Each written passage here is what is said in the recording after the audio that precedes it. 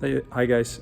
Today on a quick tip, we're going to talk about bug shields and how that's going to put you in trouble if you don't pay attention and make sure it's not rubbing against your AC condenser. So in the Freightliner,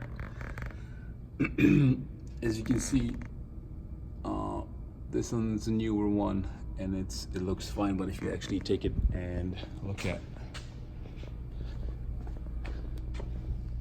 one that's been kind of torn and beat up, see they got zip ties here, and the reason is it's falling apart. Again, if you don't want to spend money, just make sure if you do have torn buck shields, zip tie them so they don't rub against your AC condenser, because that's gonna rub in it, make it leak. You're gonna lose your AC. So definitely check for any rubbing against your AC condenser in that.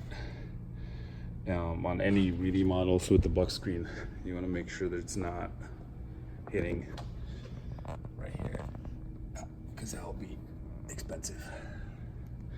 Thank you for watching. Subscribe if you haven't. Talk to you soon.